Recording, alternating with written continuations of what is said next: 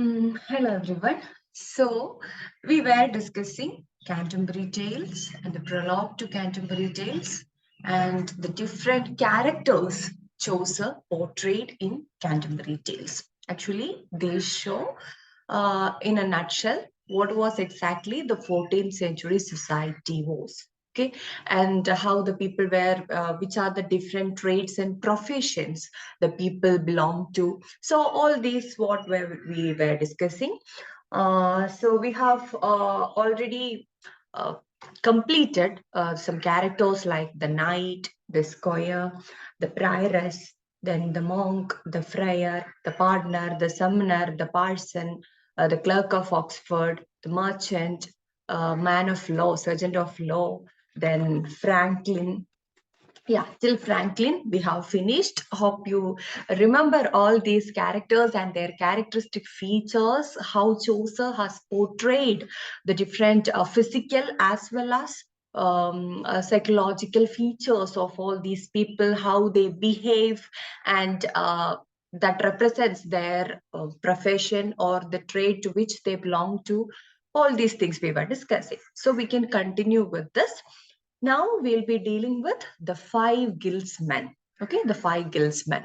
Hope you remember when we were discussing the prioress, okay, Madam Eglantine, I told you that she was accompanied by two priests and a nun. Okay, so they were total four in number. Just like that, this is also a group, not a single person. This is also a group. They are known as the five guildsmen. Guild mean it's a group, okay? So they all belong to the similar trades. That's why they are categorized into a single group and they are addressed as a single group. So these five guildsmen are actually they are artisans and they are newly rich people. Okay, and actually they are representing the urban middle class. The urban middle class is represented by these five guildsmen. Artisans means they are into some skilled trades. Okay, they are of course businessmen. They are of course merchants or that kind of things, trading that they are doing, but that too skilled trading. Okay, that is what really important about these particular people, skilled trading and so something especially they are doing something with their hands. Okay, so that is what the importance or the speciality of all these people's professions. And actually there are different people like one haberdasher, one carpenter, one weaver, one dyer, and a tapestry maker. These are the five people who came as a group. So let me explain what this haberdasher is. Actually, it's not, there is no R here. Okay, haberdasher, Haberdasher, haberdasher, we'll change it.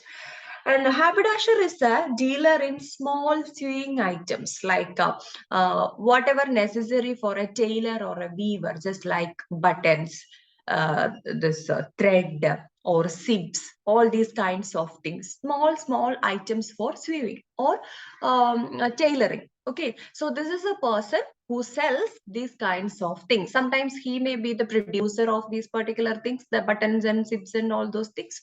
So it happens like that. That is what a haberdasher is. Then a carpenter, of course, we know one who does things with the wood.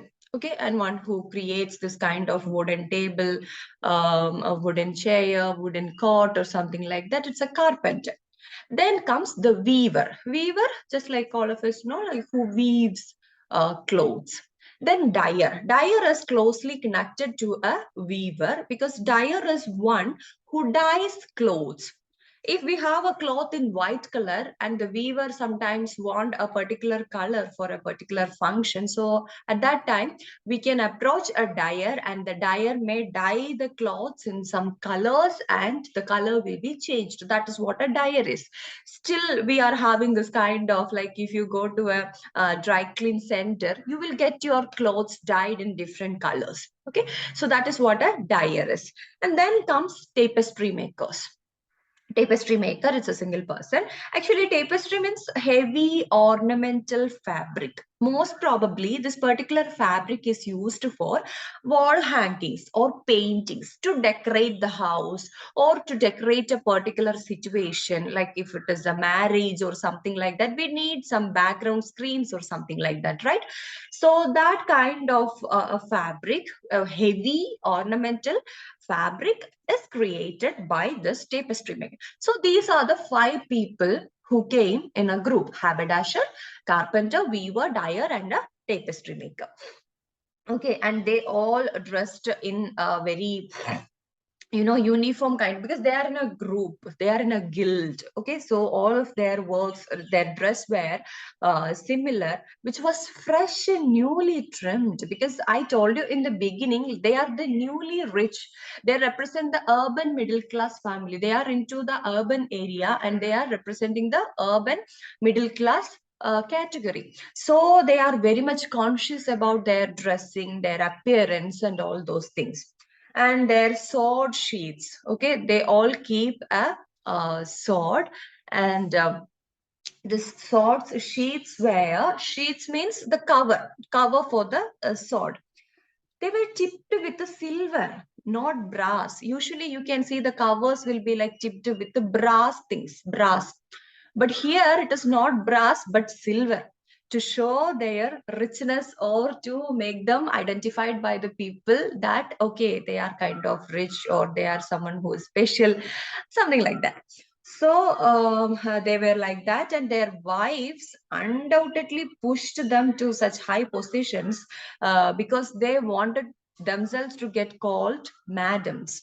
Okay, if the husbands are rich, or if they present themselves to be rich, definitely the other people will be calling the wives of these people like madams. So these people are very much obsessed with this kind of hierarchical stratas, and they wanted to go to the next level, and they all wanted to get them identified as madams. So they were insisting their husbands to present themselves to be really rich. And the guildsmen, they are accompanied by a cook. Okay, these 5 people were there, and along with them, a cook was also there. Okay, so this is how they came, 6 in number, but cook is separately. Chaucer has given a separate characteristic description to cook. So we can say like these 5 guildsmen are like 5 people, and they were accompanied by the cook. That is really important, because sometimes you may be getting a question like, okay, the cook was accompanied by, or the guildsmen were accompanied by whom? Okay, so if you get a question like that, you should remember that it is cook. Then comes wife of Bath. Okay, wife of Bath is another important character, a very elaborately described character by Chaucer. Actually, she is presented as, it's a female character, wife of Bath. Actually, Bath is a place, it's a town in England, and Bath is actually famous for this weaving and all. And this lady, wife of Bath, is very much into this weaving. She's a wonderful weaver, and with her descriptions we will get all those details. And why she is addressed as wife of Bath, that is really important. Why she is addressed as wife of Bath? Because usually during that period, the ladies, especially the women, will get identified with their profession or what they are doing, or with the connection to the men to whom they belong to. Like if it is not a person who got married, then she'll be like the daughter or something like that. Now earlier we had a prioress, that was her profession. And now here she is wife of Bath. So she is the wife of someone. That's why she is identified as the wife. Okay, the wife of Bath.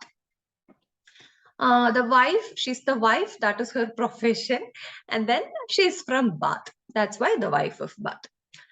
Actually, she is presented as a gap-toothed person. Actually, this is a sign of baldness, gluttony, lechery, all these things. Like she is kind of described as a lustrous person, which was not actually usually meant for women characters, but still Chaucer has given. Actually, some critics like Caroline Dinshaw, she says like, this particular lady, this character, the wife of Bath, represents the feministic features of that particular age. Okay, Chaucer has presented the feministic features. He has attributed the feministic features to this particular character. Usually, in later analysis, critical analysis, we usually say like that. And then she is deaf in 1 ear. Okay, she is deaf in 1 ear and she is gap toothed, and she is deaf in 1 ear because it says like because of the slap from her previous husband. Actually, she is the one, we'll come to that. She is already having 5 husbands, and now she is in search of the 6th one. That's how she is getting presented in the prologue to Canterbury Tales. And one of her husbands, earlier husbands, slapped her, and because of that, she lost the, faculty of 1 ear.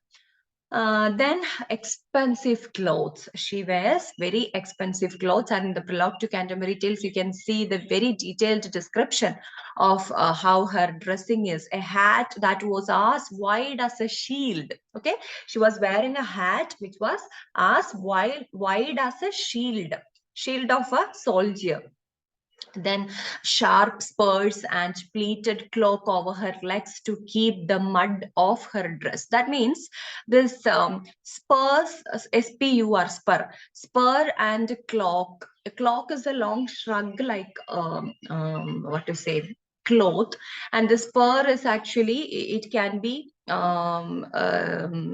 attached to our boots and all. Usually the travelers, the one who travels on horseback for so long time, such people will wear this kinds of accessories. So that makes us clear, that gives us the clue that she is a wide traveler who traveled a lot of places. Okay, she has explored a lot of places. That is what the significance of all these peculiarities described in her clothing. Then so many scarlet stockings. Actually, scarlet stockings is, the meaning is like she's very rich. Okay, sign of wealth. And very comfortable new shoes. She was wearing very comfortable new shoes and some kerchiefs, all those things, whatever described as her physical, like dressing part, all of them were like she's a wide traveler, she's a very bold person, and like she's a very wealthy woman, all these things. And of course, she is a good weaver too. We will get all those kinds of information from her dressing. And Bath, I already told you, Bath is famous for this cloth making, and she was herself an expert in weaving. Okay, embroidery, like even better than the famous weavers from Europe. That is what Chaucer says. Like she may sometimes be even better than the weavers from Europe. She's that much a skilled person. And then she lived a very honorable life, and she had 5 husbands, and at church door, and actually 5 husbands at church door means legally she got married to 5 people, and without having a legal relationship, she had many lovers. Actually, okay, she had many lovers. Actually, she was enjoying, she was exploring the life. She was not ready to accept the rules and customs of that particular society prescribed.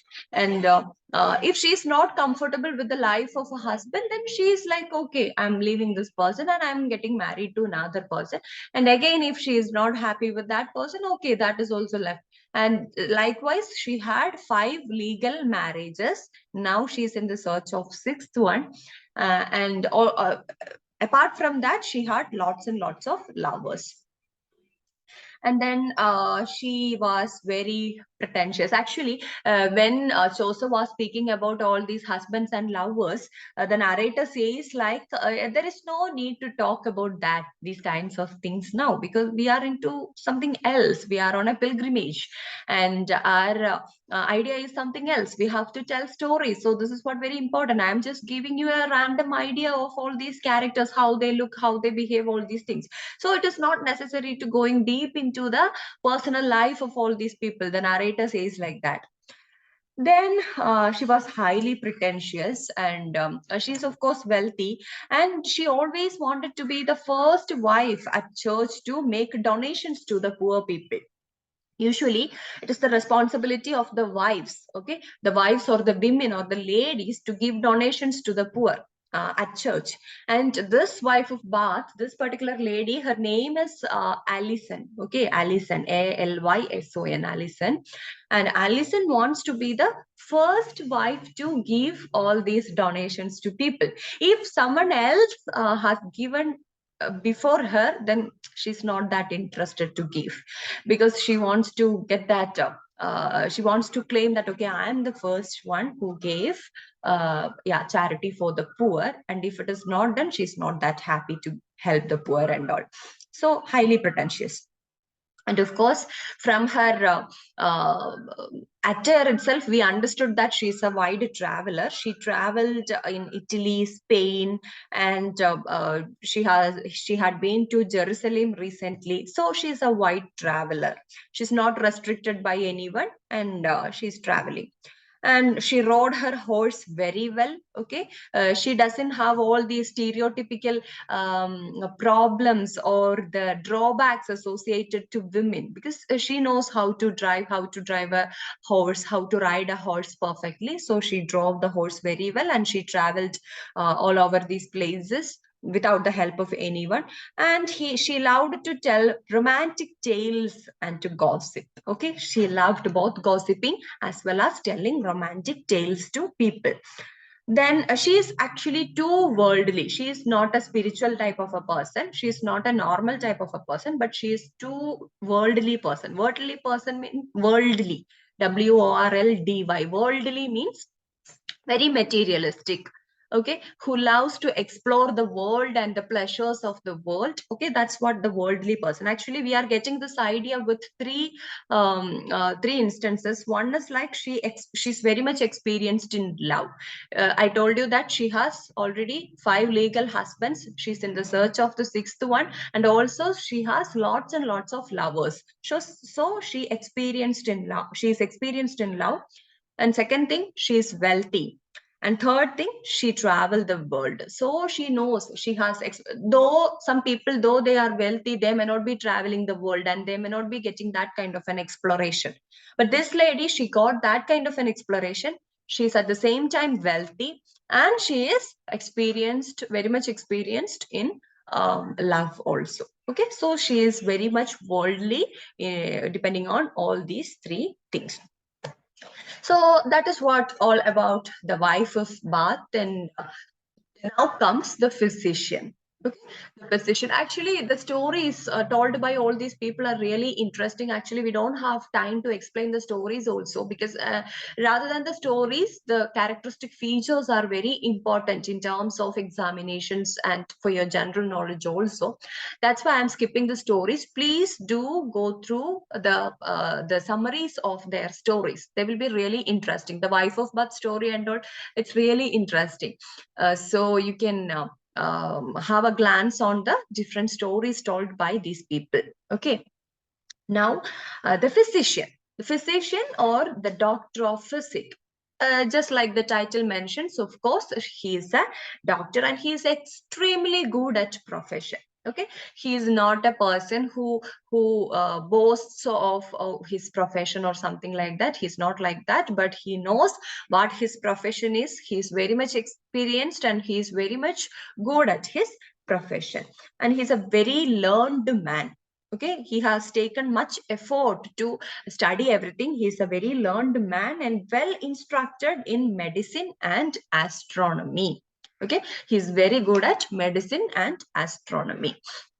Then he knew of every disease and where it came from, and gave cure immediately. If a person approaches him, he can easily identify, okay, what is the problem of this person. He is not at all doubtful, and he also knows what is the cure for this particular issue, this particular disease. So he gives the cure instantly, and everything is very perfect. from his part. Okay, and he has made a deal with the apothecary about giving medicines with which would benefit to most of them.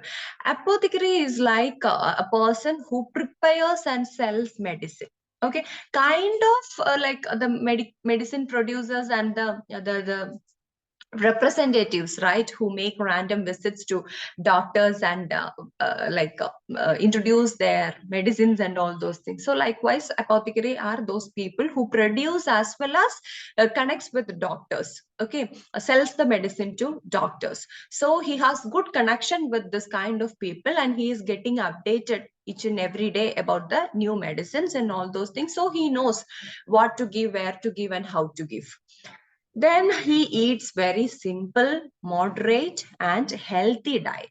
Okay, very healthy diet, and but his spiritual health is not that good. He has little knowledge of the Bible. Though he is so good at his profession, he is not a spiritual person. He is not so much of a religious person, and he doesn't have much awareness or much interest in the Bible and all those things. And he saved gold because he loves gold. Okay, so he's the one who loves gold, so he usually saves gold. And his dress is like very bright red and blue gown made of the finest silk.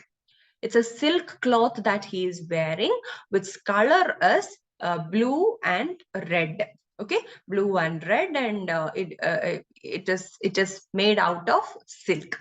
So this is what all about the physician, the doctor, and here comes the reeve. Okay, Reeve. Reeve. Reeve is an actually, who is a reeve means an official supervising a landowner's estate, like kind of a supervisor. Landowner may be there, and the aristocratic people. Okay, below the king there are so many people, I told you, the landlords, so they may be having so many estates. So these are the people, the reeves are the people who are entrusted to take care of these kinds of land estates of these landlords. So kind of a supervisor or a manager, something like that.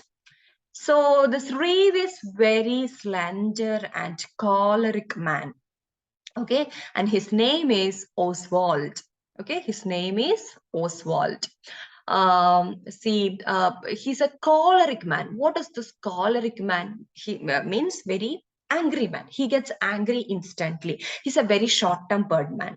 That's what choleric means. Okay, so slender and choleric man, and he came from Norfolk. This is the place where he's from. Just like the wife of Bath is from Bath, this person is from Norfolk actually. But now he lived near to a town called Baltwelly. Okay, actually his native place is Norfolk, but now he lives near Baltwell. Then his head was tonsured, okay, completely shaven, and like that of a priest. Usually the priests during that time, they shave their head like that, they tonsure their head. So he was also, the reeve was also looking like that, a completely tonsured head, and his legs were lean and long like walking stick. Okay, already we have told that, okay, he's a very slender person, and he, see how his legs are described. His legs were lean and long like walking sticks. Then for 20 years, he was managing the estates. Okay, for the last 20 years, he's not a new supervisor assigned with this job, not like that, but he was doing this particular job, and he was managing the estate for 20 years. Actually, for 20 years, managing the estate is a big deal, because the people maybe sometimes if they commit some kind of mistakes, then definitely they will get thrown out of this place. So for being a manager or supervisor of an estate for 20 years is a big deal.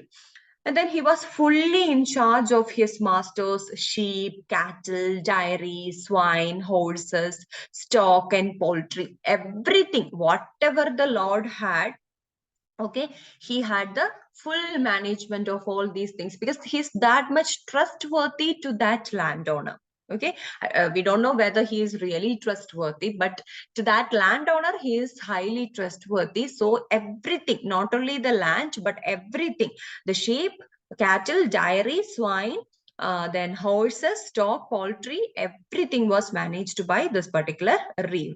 And he was good at keeping a granary and a bin, and no auditor could detect mistakes in his accounts. That is what the reason why he was managing the estate for 20 years. Okay, he's very good at keeping the granary, everything, like how much we harvested and how much we stored. Okay, so everything, he sometimes, these people will get audits by higher people, and no auditor could detect mistakes in his accounts. Okay, and apart from that, he could observe the seasons and foretell the harvest, because maintaining or managing or supervising an estate is not that an easy task, because they'll be having so much of different crops. Okay, so depending on each crop, like he should have a what to say, a capacity or a potential to predict the seasons and when the harvest would be coming, and how it will it be in loss or will it be profitable, something like that. So according to which he has to change the crops and all those things. So he was too good at predicting the harvest, predicting the seasons, and all those things. So that's why he was a successful reeve for all these 20 years. And there was no agent, shepherd, or a laborer whose disease he did not know, and they hated him like a plague. The workers hated him like plague, because under him he is the supervisor, so he'll be making other people work for the estate.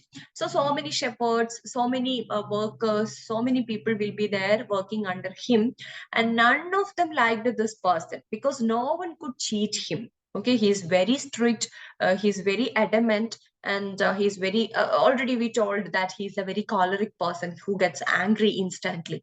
So he was the one who was what to say, dominating all these people like anything. So the workers hated him like plague. Okay, we don't like plague, we don't like COVID-19, so just like that, they didn't like this person, Oswald. Then his home was set amongst the shady trees. He was staying in the same place, and his home was set among one of the shady places of the estate, and he could make purchases better than his master. And he had secretly enriched his own barns while being careful to please his master. See, he's very skilled person. He's a very skilled person because he could make purchases better than his master. So he was the one who got assigned with all these purchases, and he purchased everything perfectly. Along with that, okay, he earns something privately for him too, but no one can identify that, no one can find it out. He's that much a skilled person. And of course he's a good carpenter too. Okay, he is a skilled person. He is also an artisan, and he is a good carpenter.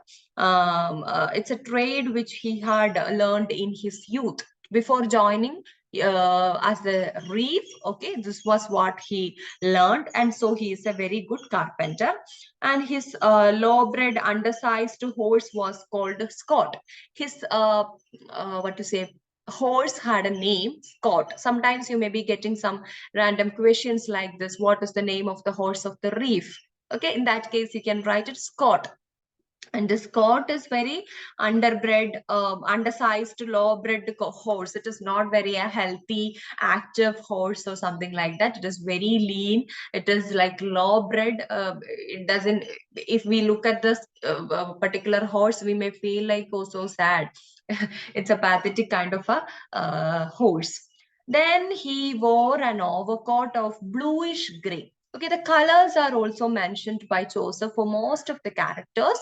Earlier, we have seen, for the doctor, we have seen blue and red dress in silk. Okay, so just like that, here the reeve was wearing a bluish gray tucked into his girdle like a friar, and carried a rusty sword. Okay, everyone was carrying a sword, because at that time, that they are on a pilgrimage and they have to travel a lot of distance. So in between, if some happens, it's for self protection. Okay, so all of them were keeping this sword, and his was a rusty sword. So we can understand that he was not at all using it. And always rode at the rear of the company. Okay, so that's how he is presented in the general prologue of Canterbury Tales by Chaucer. Reef, the character Reef. Then comes the shipman. The shipman means the sailor. Okay, the sailor, he lived in the West Country and comes from Dartmouth. Exactly his native or his exact location as West Country, but now he comes from Dartmouth because he is a sailor.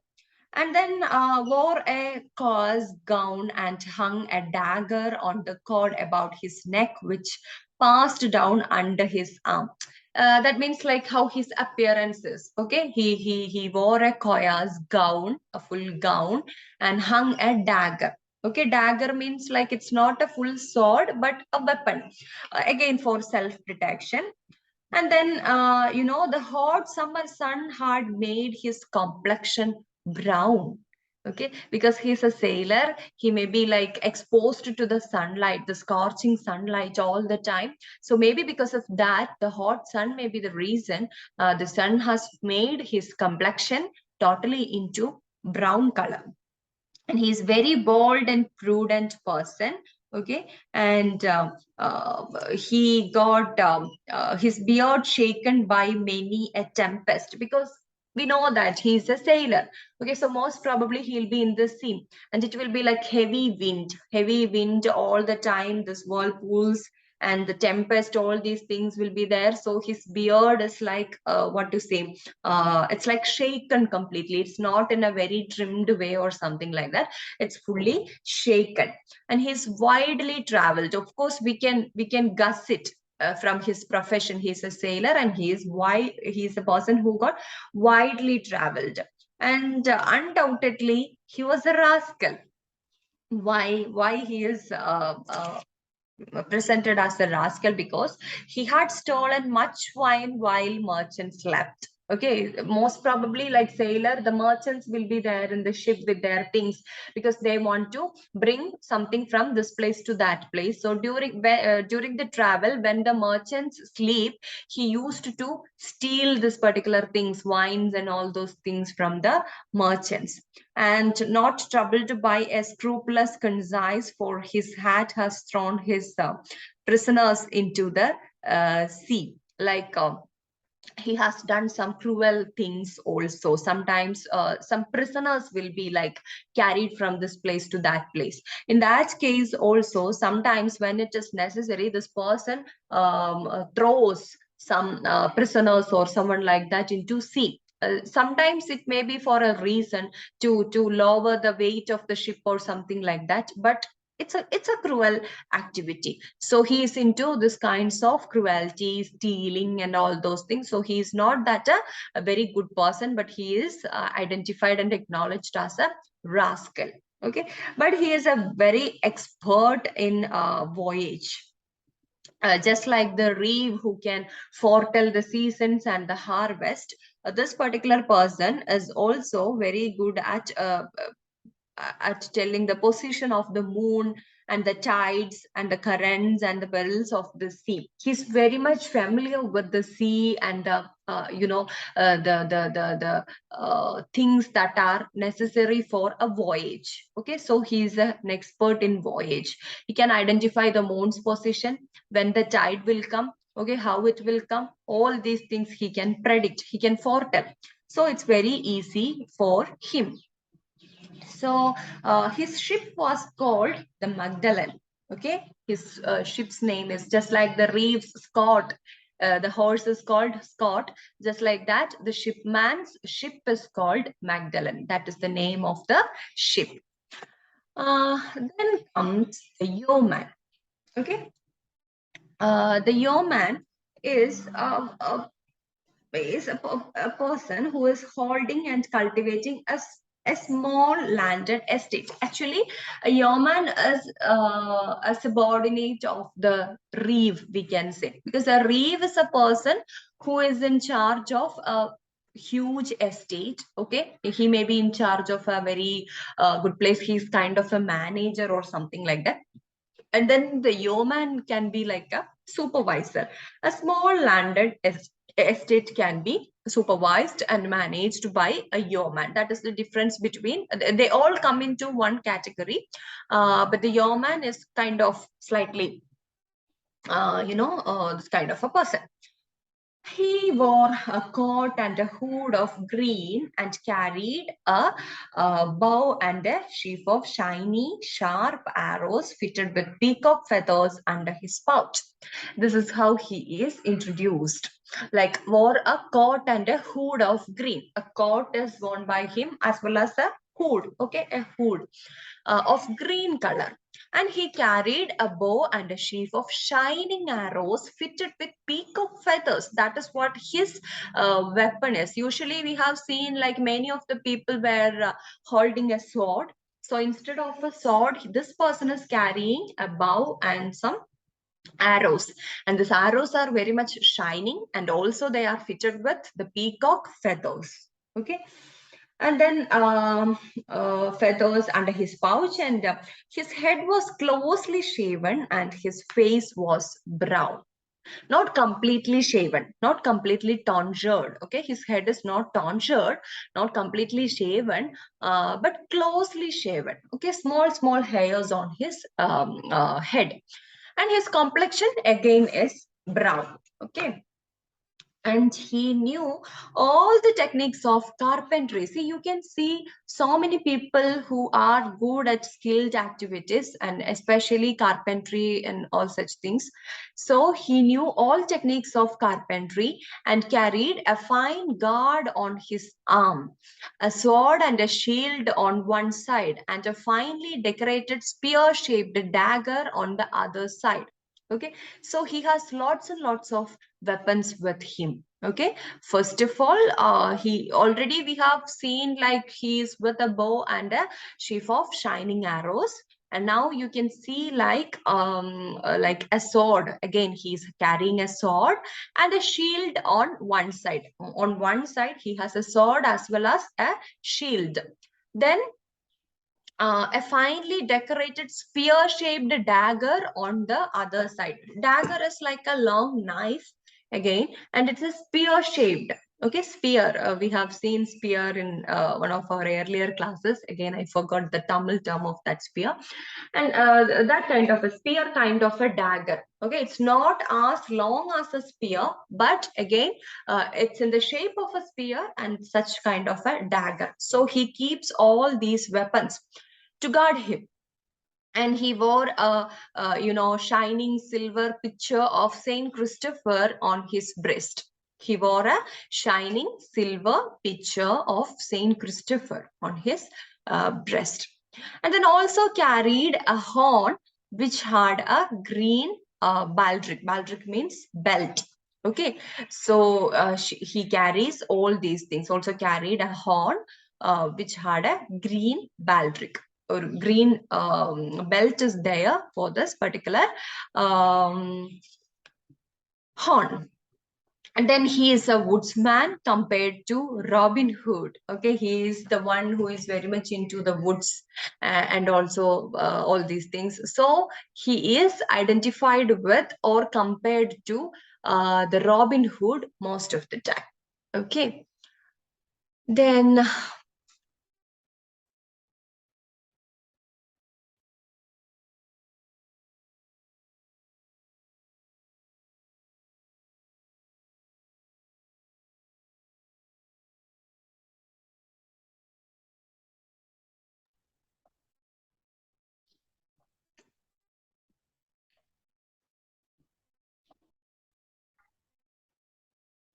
yes, so that is all about the yeoman. He wears a coat and a hood of green, and he carries all these weapons. Okay, because of all these weapons, he is sometimes compared to the man of wood, that is Robin Hood.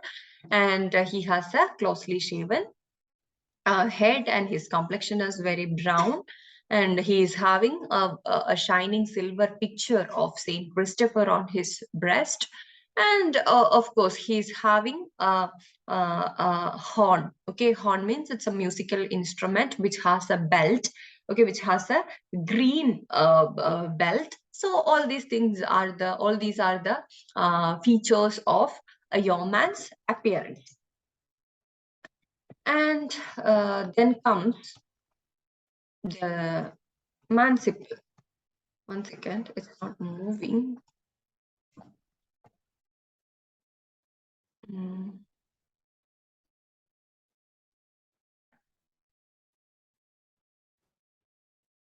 So there comes the manciple. Okay, the manciple is a person who buys things, who buys provisions for some colleges, some monasteries, or some courts, or something like that, some places, some institutions like that. Okay, a kind of a clerical staff who gets things for all these institutions. So our manciple is working at a college for lawyers. Okay, he was working at a college for lawyers. The lawyers were studying in a college, the law college, and this person was working as a manciple there. And he's very well dressed. Whether he bought it for cash or credit, he always came out well ahead of everyone else. He's very much conscious of his appearance. Okay, so whether he has the money to buy it or not, that doesn't matter. Whether it on credit or by his own cash, he'll get only the branded clothes. In the modern era, we can say, like, he'll go for only the branded clothings. And he'll make his appearance very clear, very clean, very perfect, very impressive. He's that kind of a person. And he had more than 30 masters who were expert and skilled lawyers. Of course, this is a college for lawyers. So he had lots and lots of masters there. He was assisting, he was accompanying lots and lots of masters who are good lawyers, very skilled lawyers there. So his masters would help him in any legal case that rose against him.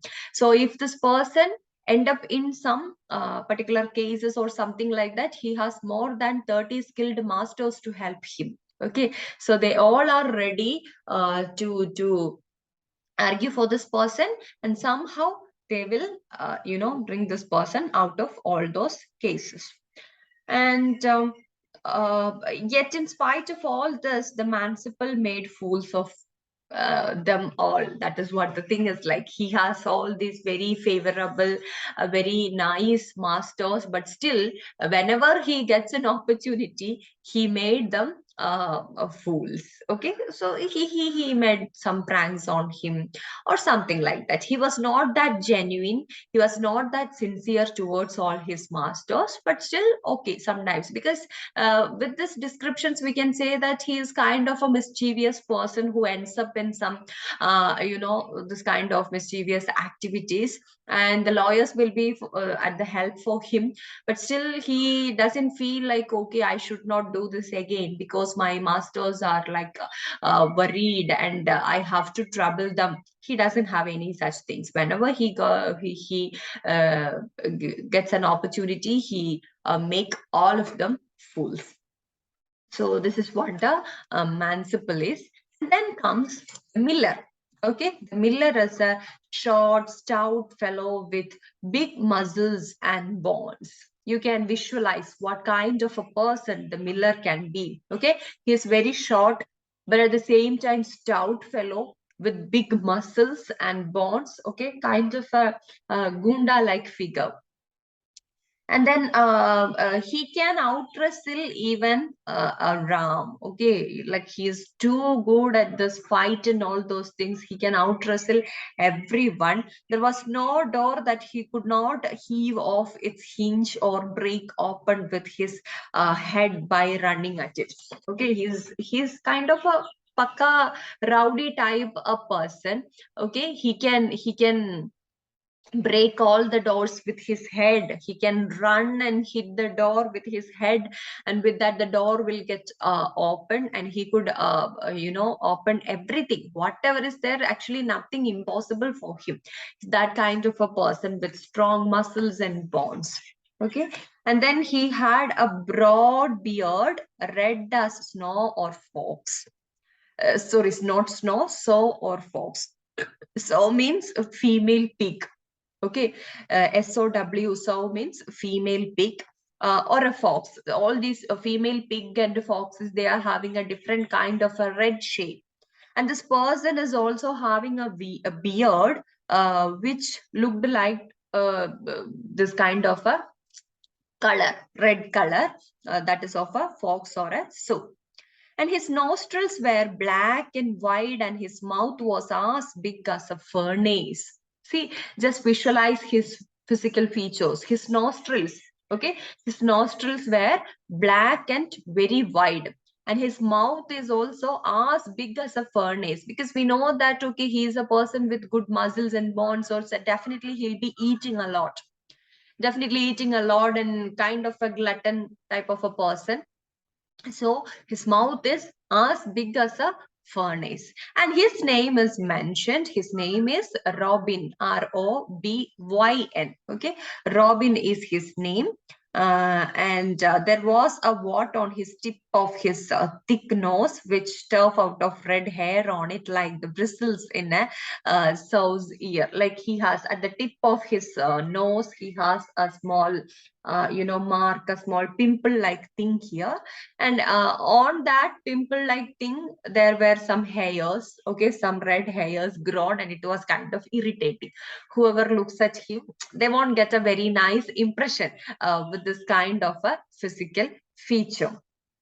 Okay. And then he was fond of telling indecent tales. Okay, just like his physical features, just like Chaucer has described his physical features, it is not that a very good impression that the reader will be getting.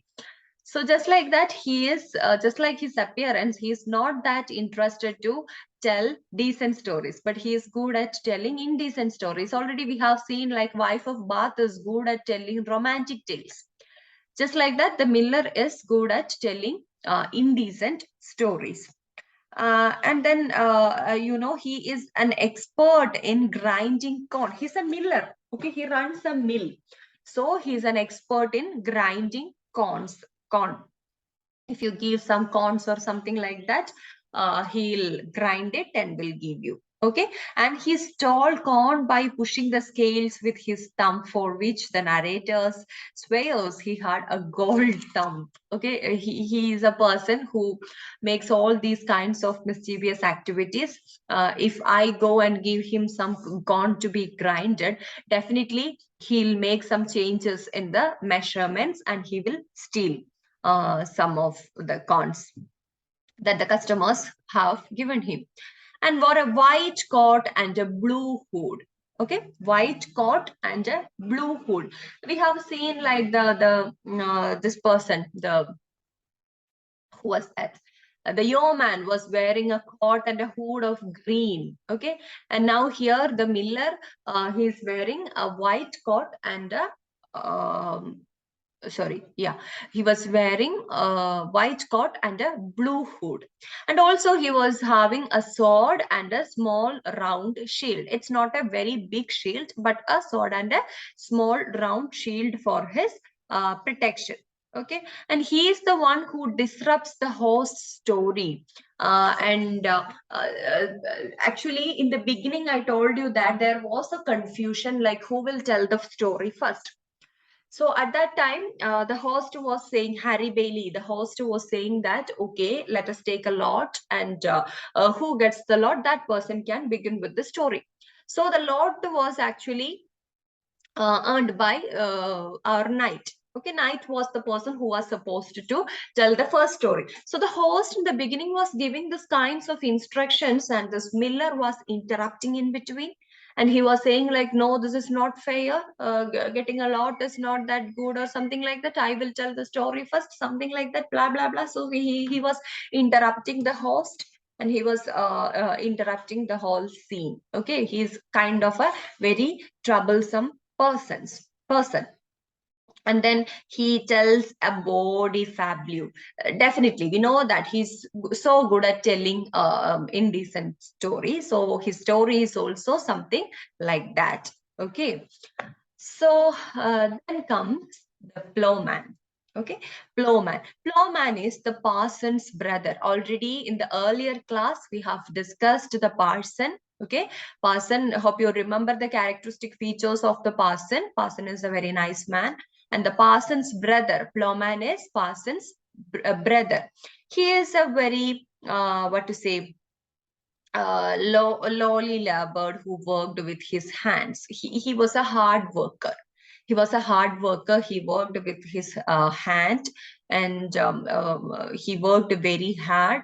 But he was a lowly laborer. Like his profession was also not that high, and his wages, it was also not that high. But he was like satisfied. He was a sincere, humble, and good person at his work also, very hardworking person, very sincere, very humble person, and thought only about God and the needs of other people. Okay, he was completely into this religious things and all, and he believed in church and clergy, whatever they instructed. He was a true believer, because of course his brother is a parson, so he was also leading a life like that. The parson is also leading the life like that.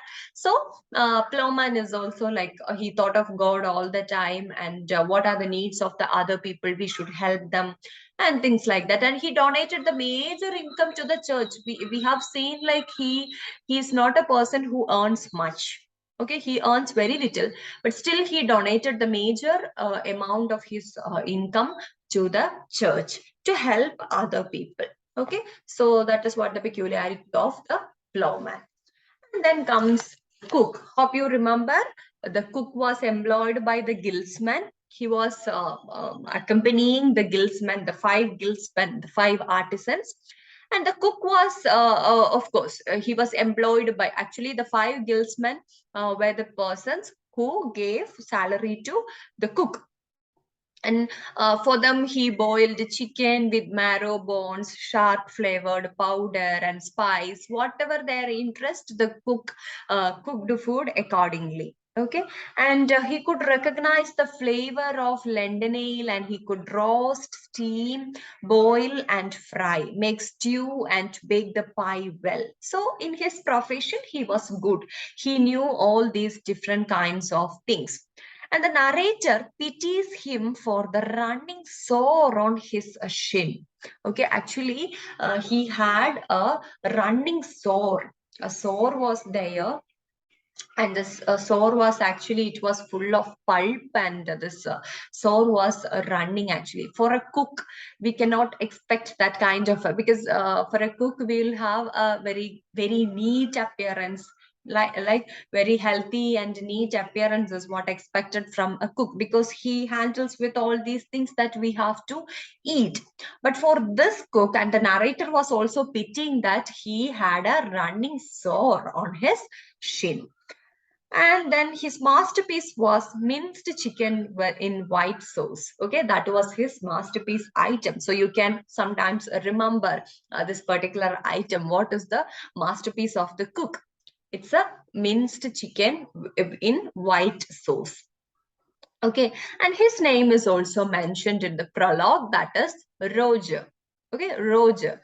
The miller was Robin, and the cook was Roger. Okay, so here ends almost all the pilgrims. If you go and count the numbers of the pilgrims so far discussed, you can see like it's almost 29 pilgrims are over, and prioress along with two priests and a nun, so they are four in number, and the guildsmen are five in number, so you have to add 5 plus 4, 9 for them, and rest of the people we have discussed, so all of them in total is like 29.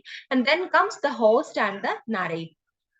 Okay, host is actually, we have discussed his name in the beginning itself. His name is Harry Bailey, and he acts as the guide to the pilgrims. He's the host, okay, who is hosting all these pilgrims, and he acts as the guide to the pilgrims, like the director of the play. Okay, this is kind of a play. If this is kind of a play, then he is the director of the play. He is giving instructions to everyone. He's taking a lead, where to go, how to go, what is to be done, when is to take the rest, and who's the one to speak the story, who tells the story. And he's the one who offered a free meal for the person who tells the best story. So that is what the position of the host is. He was acting as a guide to the pilgrims. And you can see, like, he's a very impressive man, very impressive man. He's very bold, wise, and well instructed. Okay, he knows everything. He knows how to handle everything, how to instruct everyone, how to handle everyone. Everything is perfect from the part of the host, that is Harry Bailey.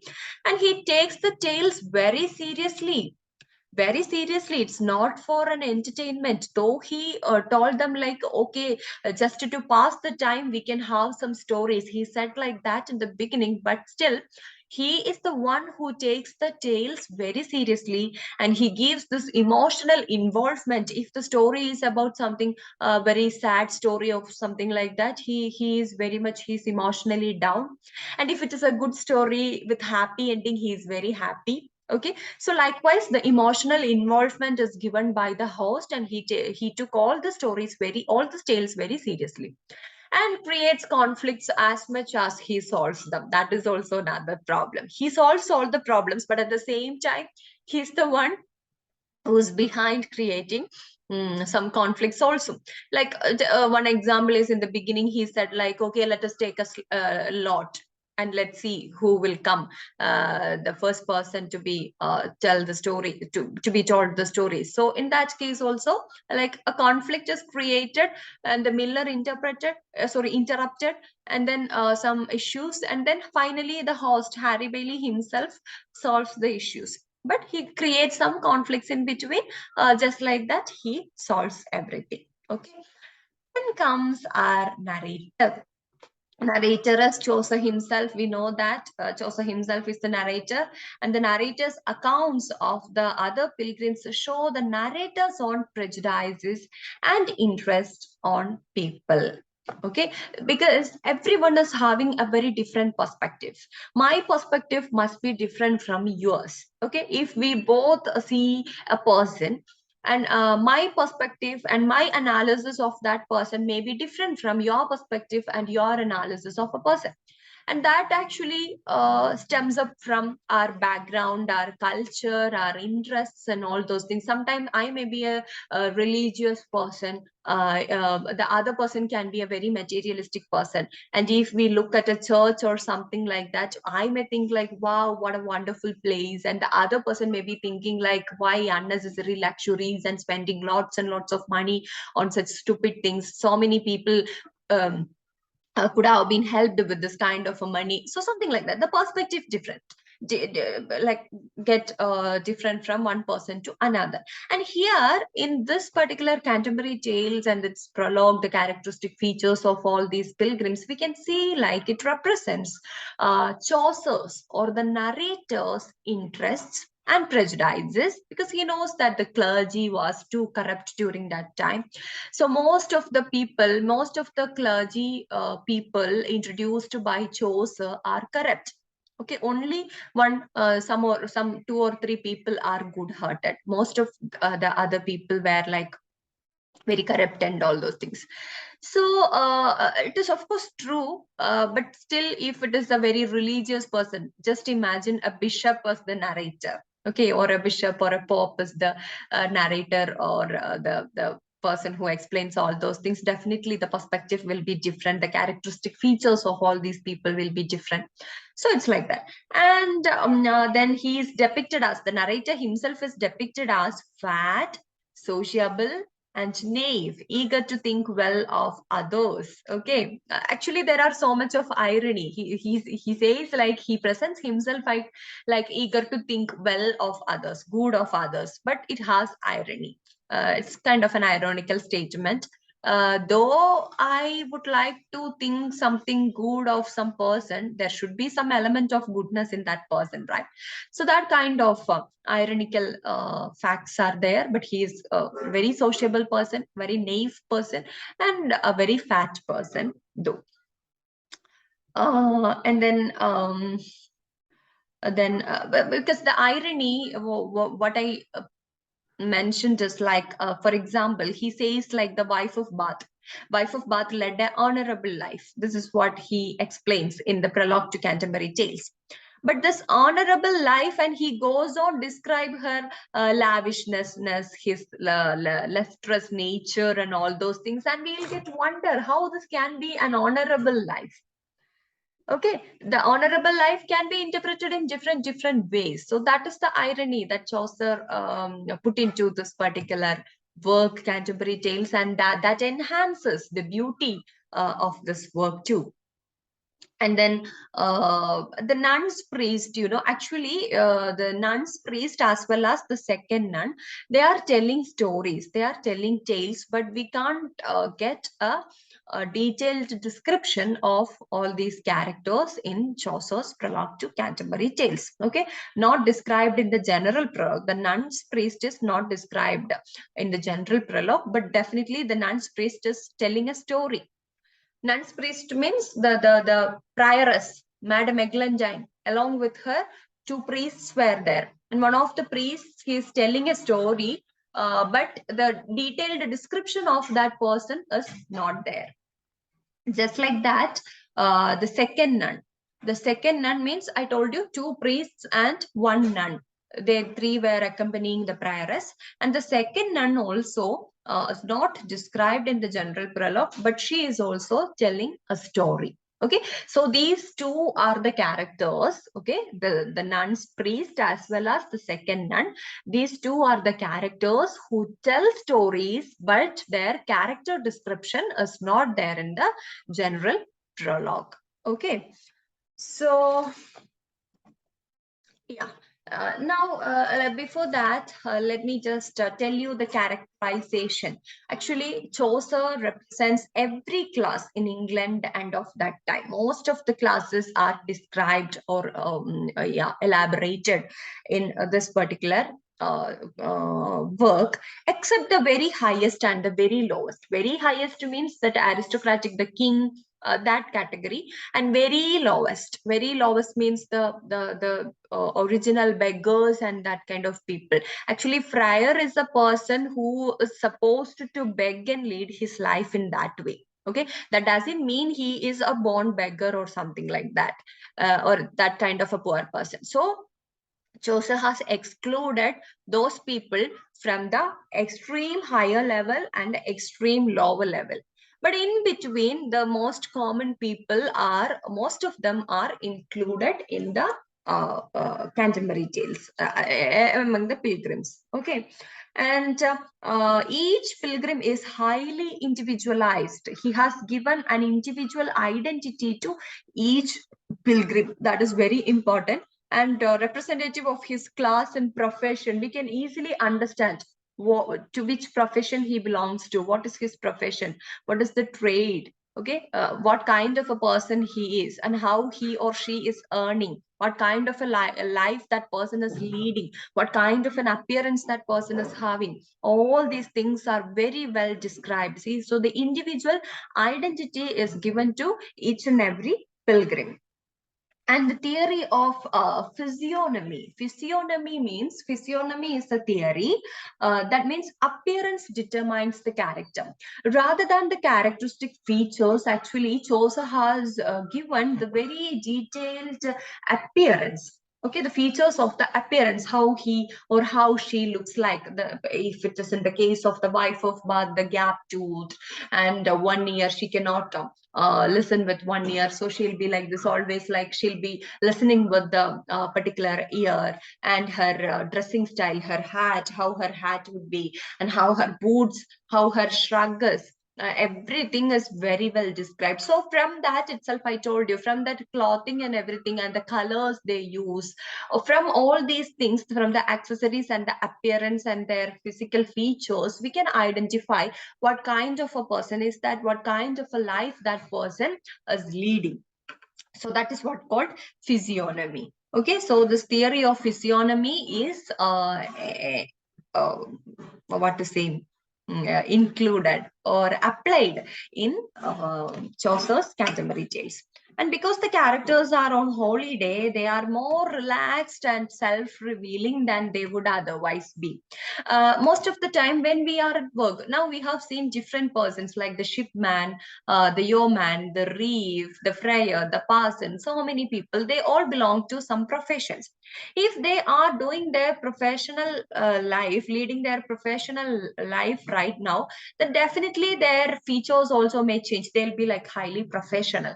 But now they are on their holidays.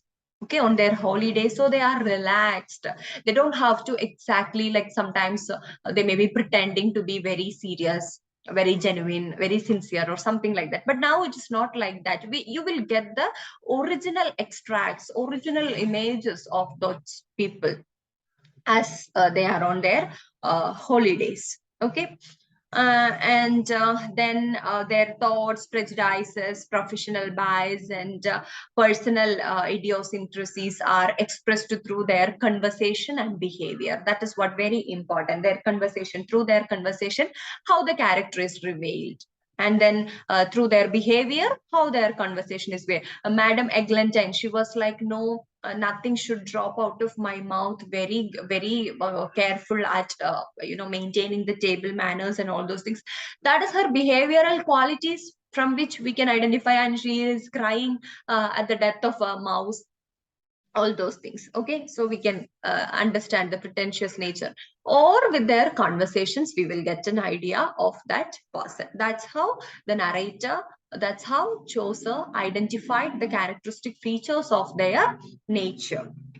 And then the characters affects and affected by telling tales. Definitely, I told you Harry Bailey was having an emotional involvement. Just like that, the other people also, they were getting affected by the tales, and also they were interested to give. Some people were giving replies to some tales or something like that.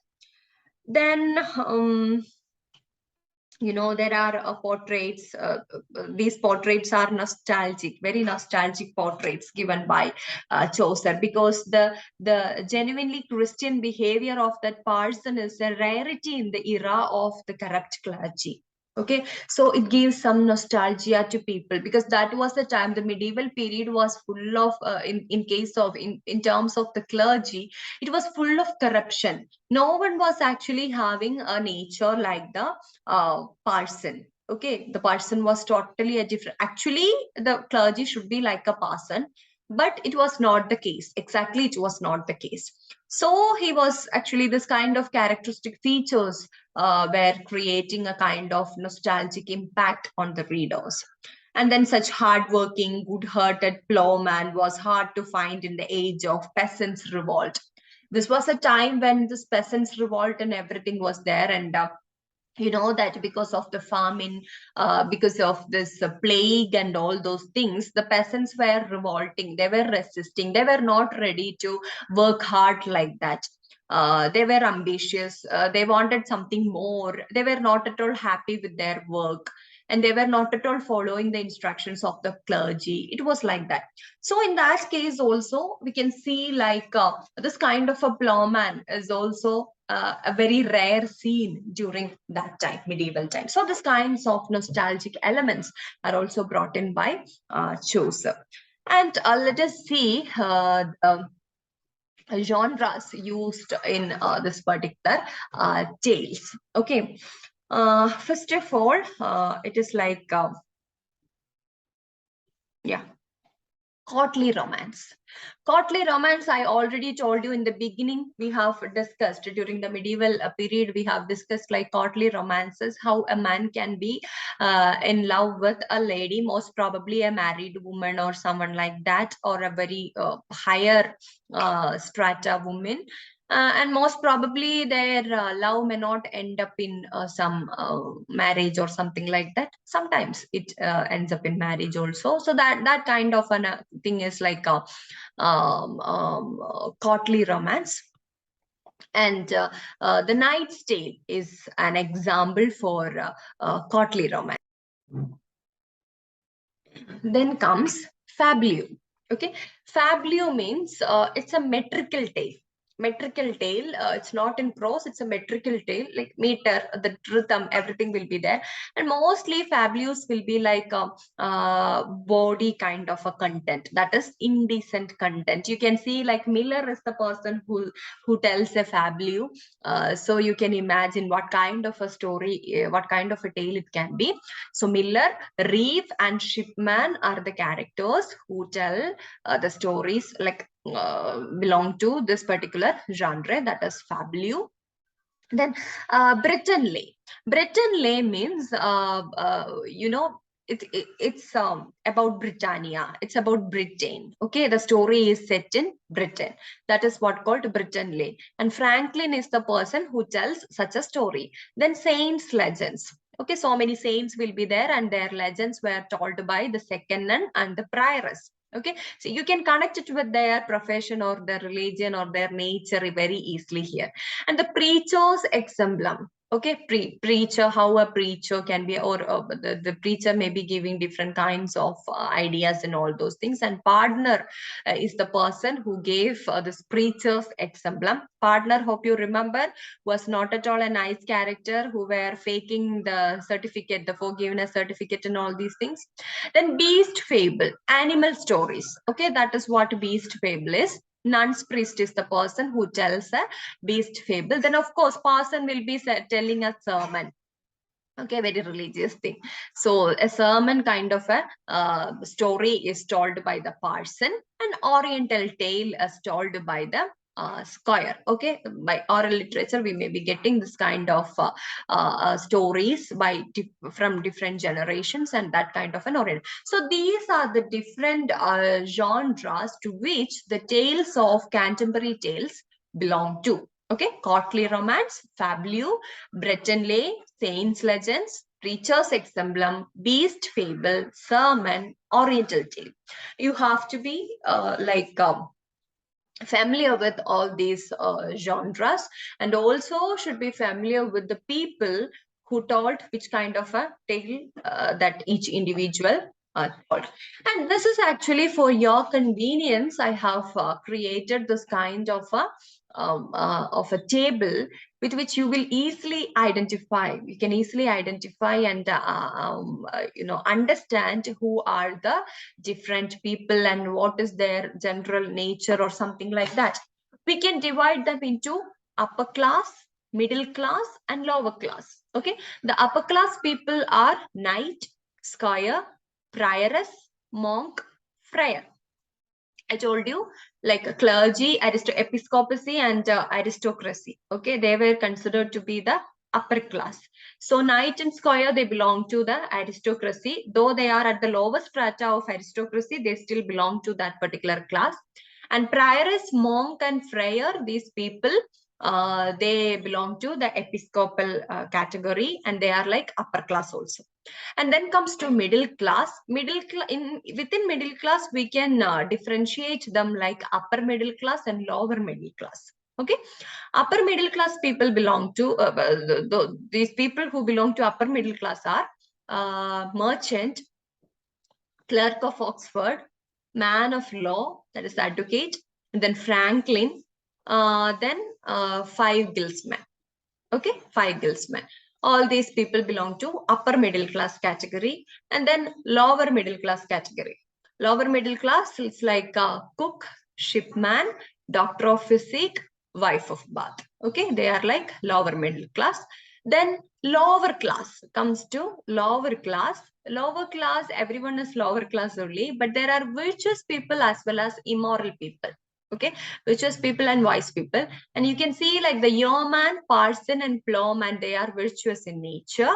But the miller, manciple, reeve, summoner, partner, all these people are immoral. You can see that how the miller was, he was very rowdy like a figure who interrupts the host, and with big muscles, stout muscles, and all those things. He is kind of a person like that. Then the manciple, you have seen like he's the assistant in the lawyers college, and though his masters helped him, he was some whenever he got an opportunity, he made full of them.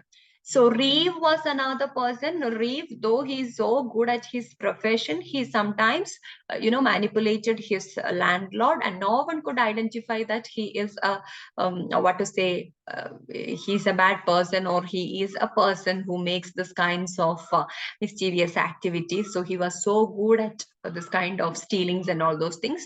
Then the summoner and pardoner, they are like connected. Fake certificates and all those things, the summoner also helped partner in many ways, so they were immoral. And yeoman, parson, and plowman, they were virtuous. And middle class, upper middle class, and lower middle class people are there, and the upper class people are also there. So these are the different what to say, the characters, the pilgrims, okay, associated with Canterbury Tales. So with this, we can wind up Canterbury Tales and the characters. There are 29 characters, and Harry Bailey, host, as well as the narrator, they all are 31 in number. From the Tabard Inn, they were going to the shrine of St. Thomas Becket, and 55 miles of distance as to be covered by these people. So the host is telling like, okay, we can have some stories. Each person has to tell 2 stories on the way and 2 stories back. So total 4 stories by a person, and 30 into 4, 120 stories. They planned for 120 stories, but unfortunately they couldn't finish 120 stories. Like only 24 stories are completed. So Canterbury Tales includes only 24 stories. But in the prologue to Canterbury Tales, you can see the very detailed description, the individualized description of all these characters. Okay, and most of the people got described very elaborately, and we will get a clear idea of their characters by their conversations and by their behavioral nature and all those things. So actually, it can be included with Chaucer's personal interests and prejudices as a narrator. That depends. Each individual, each poet, each novelist will be doing it in different ways. So this is what all about the general prologue of Canterbury Tales. Now what you have to do is please go through. There are only 24 stories told by all these people. Luckily they haven't completed 120 stories, so that you don't have to remember all those things, but just go through, just have a glance on the different stories told by all these characters, so that it will be like more easier for you to remember the stories of all these people. Okay, so thank you so much. With that, I think we can wind up this particular session. Please do listen to the class very carefully and take notes simultaneously, and have some additional readings also.